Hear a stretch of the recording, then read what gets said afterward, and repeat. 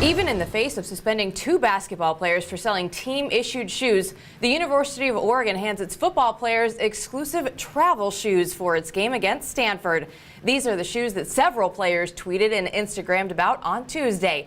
The same day, the school announced it had suspended sophomores Ben Carter and Dominic Artis for selling exclusive basketball shoes last spring.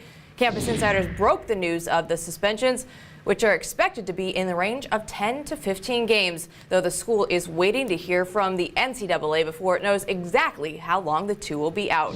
We're now here joined with Justin Myers. And Justin, now that we know all of the suspensions, what's your reaction?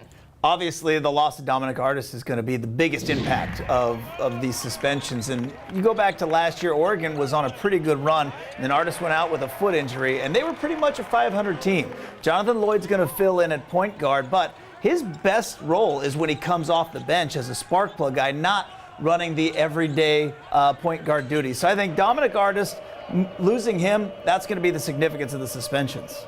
With team chemistry, Dana Altman has been a wizard with it. It seems like every year they bring in new people and they figure out what roles they want. How is this going to affect team chemistry? It's going to be huge because your point guard is your coach on the floor, and Dominic Artis is one of the guys that actually is comfortable with the offense, comfortable with the defensive calls and the switches that Dana Altman likes to make in the middle of games, and he's the guy that needs to communicate that. Well, now him not being there is just one less player familiar with the system that's going to be on the floor.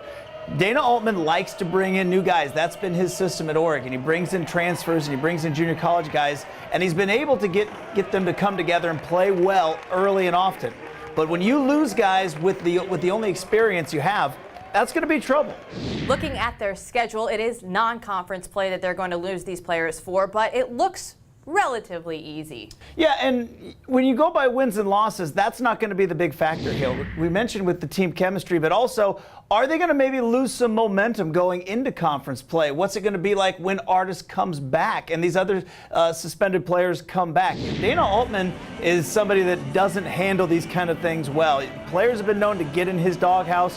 What's Artis' role going to be when he comes back? That's going to be the big key. I think there's about 3 games that are questionable now without Artis in there. The rest could still easily be wins. Not only Dana's doghouse, but the team reaction. We've dealt with injuries before, but how is it different now that it's going to be a suspension? Yeah, I mean, let's be honest. This was a selfish decision by these players to go out and sell shoes. When a guy goes down and misses times because of injury, that happens. But when a guy makes a selfish decision and now it affects kind of the way the team roles are, that could have a lingering effect. That's going to be Dana Altman's biggest job with this whole thing, is to get this team, when all the players come back and are eligible, to come together and not have any lingering effects. Well, thanks for all your insight, Justin, and we'll have much more on this story throughout the day here on Campus Insiders Oregon.